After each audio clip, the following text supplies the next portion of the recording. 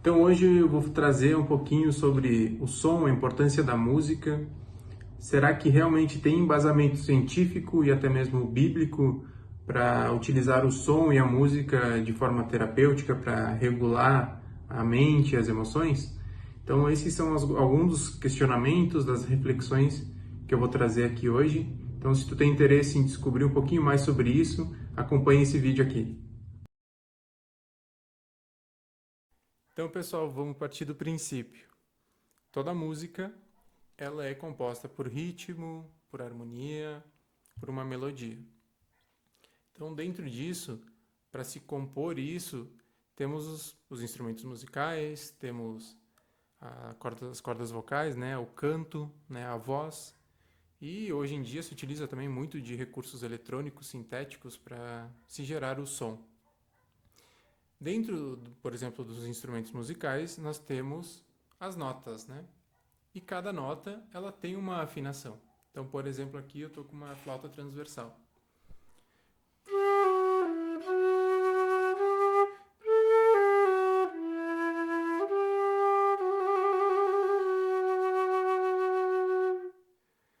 Então, cada uma dessas notas, elas vibraram, né? Vibraram por quê? Porque elas têm frequências sonoras, que são medidas em hertz. Então, cada vibração, cada oscilação por segundo dessa onda, ela é medida em hertz. O som, então, com base nisso, ele se propaga, ele vibra. Então, são diversos os estudos que analisam como o som vibra nos sólidos, como, por exemplo, nos metais, nos minerais, nos líquidos, né? Principalmente, né, na água, e no ar, né? Então, por exemplo, vamos pegar o nosso corpo para fazer essa correlação. Então, quando a gente escuta uma música ou percebe um som, o nosso corpo vai sentir no primeiro momento, que é a parte sólida. O nosso canal auditivo vai perceber esse som, que vem pelo ar. E também a nossa parte, vamos dizer assim, celular, molecular, vai acabar vibrando junto com essas frequências dessas notas desses instrumentos. Eu até vou deixar aqui nesse vídeo um pequeno trecho do experimento da cimática. A cimática estuda a vibração sonora dentro da água e como ela reverbera, né, quais os desenhos que surgem na água, né? Então, dentro disso, a gente compreende que a importância daquilo que a gente escuta, porque toda música ela vai gerar impacto anímico e fisiológico no nosso corpo, né? Então, por exemplo, quando a gente escuta um som da natureza, vamos supor que estamos de férias e vamos fazer uma trilha na natureza, ou vamos para a praia, né? Então, o ambiente sonoro natural, ele faz algo com com o nosso estado anímico, ele traz uma mudança no nosso ritmo interno. E é aí que entra os estudos da neurociência, né? O que a neurociência traz sobre frequência, vibração e o cérebro?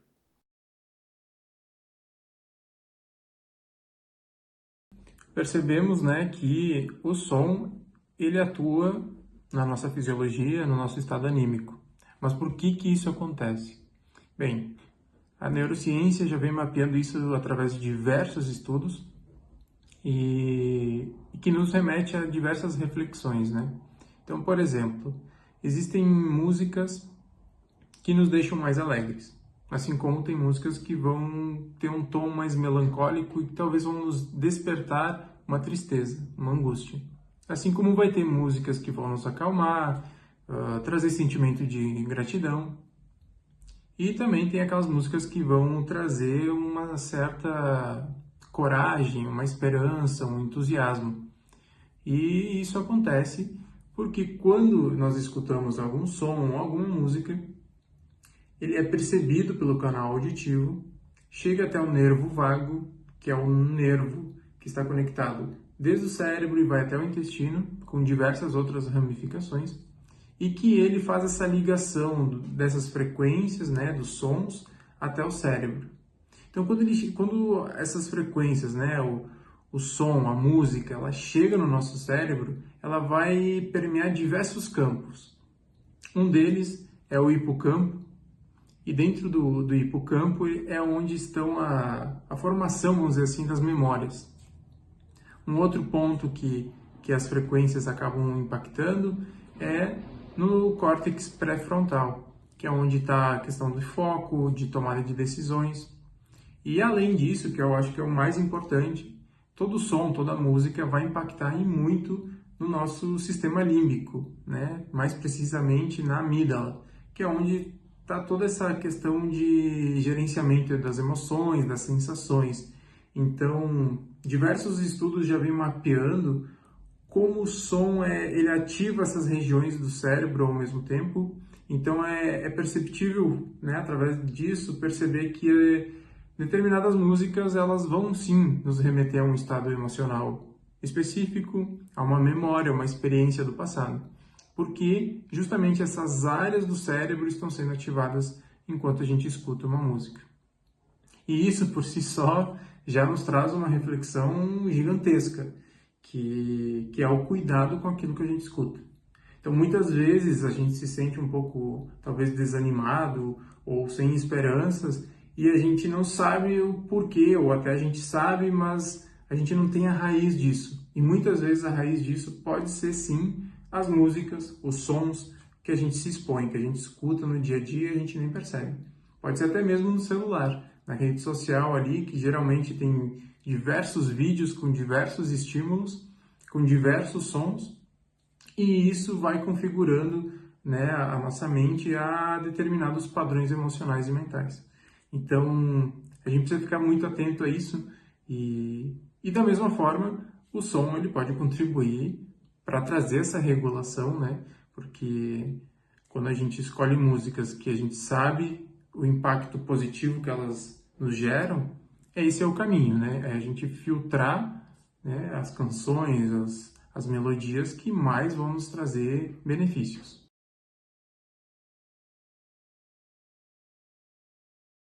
E seguindo dentro dessa linha, existe um fenômeno que acontece, que é o da ressonância e o da sincronização. Então, como eu estava falando, né, determinadas músicas, elas vão sim nos conduzir a determinados estados emocionais e mentais. Então, isso acontece por conta da ressonância. Um estudo, que eu vou deixar o link na descrição desse vídeo, ele traz que o cérebro ele tem uma capacidade de se sincronizar com ritmos ou impulsos externos.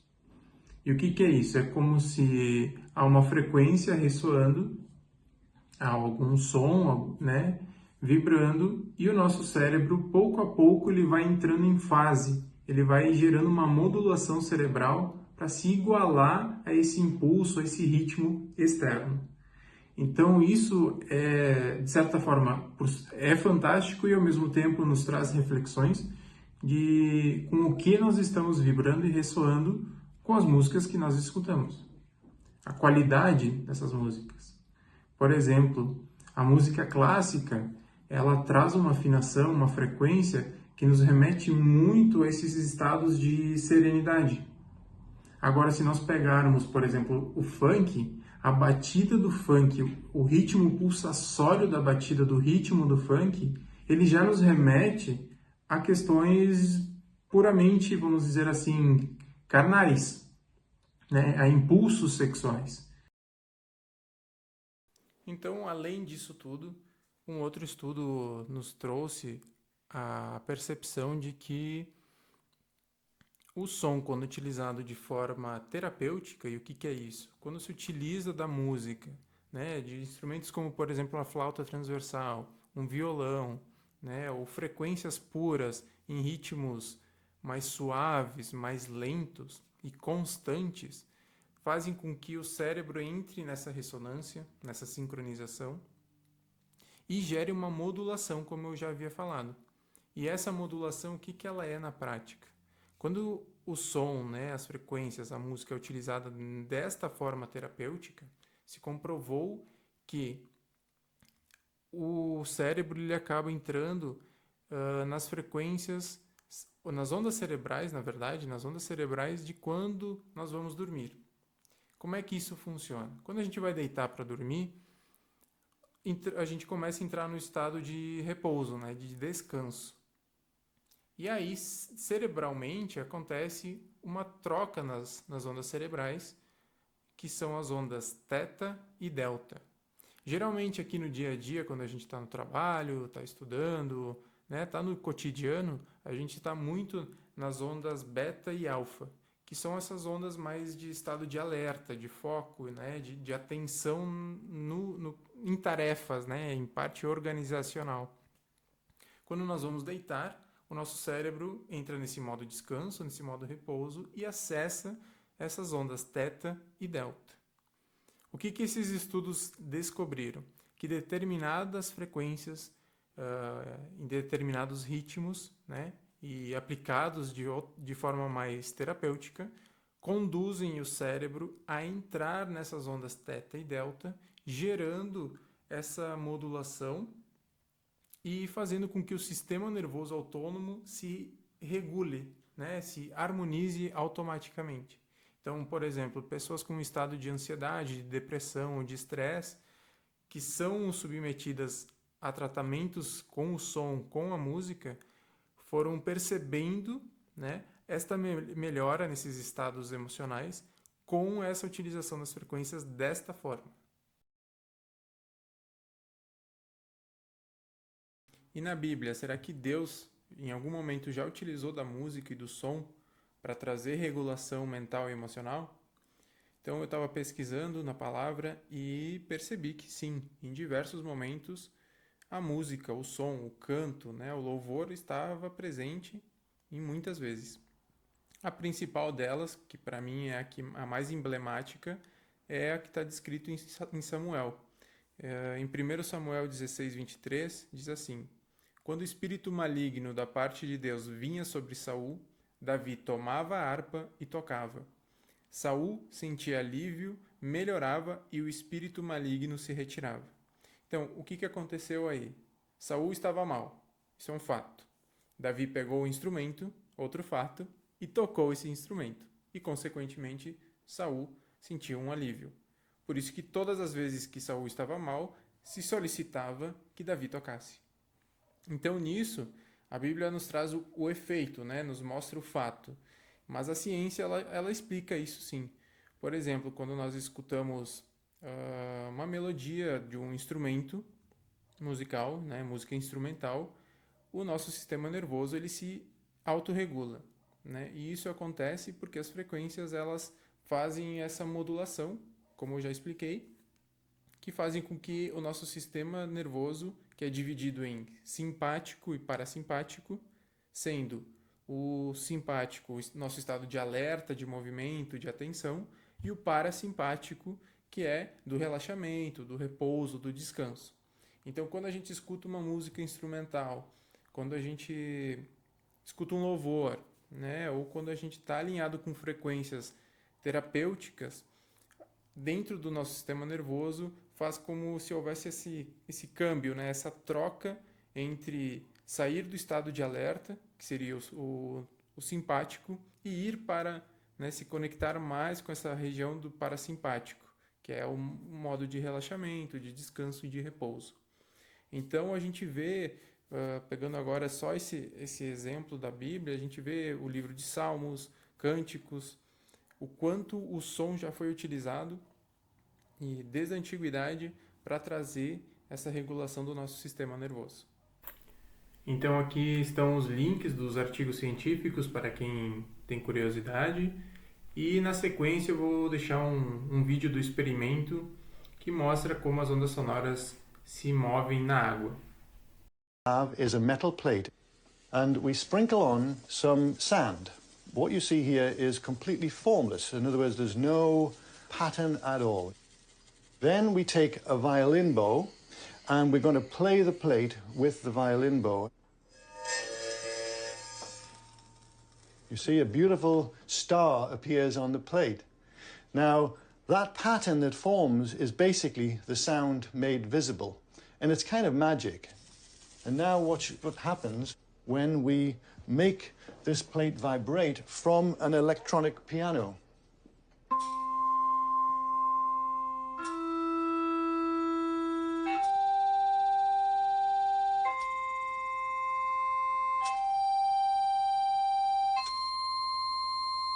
Isn't that neat? John Stuart Reid of Keswick, England, is the co-inventor of a new instrument called the cymoscope. It converts sound into three-dimensional geometric images in water. What's happening is the sound is actually compressing water molecules under the surface and actually creating a kind of lensing effect to allow light to bounce off those subsurface structures. So here you see that there's a pattern forming in the center. If I put my finger in, you can see what happens, that it actually disturbs the pattern.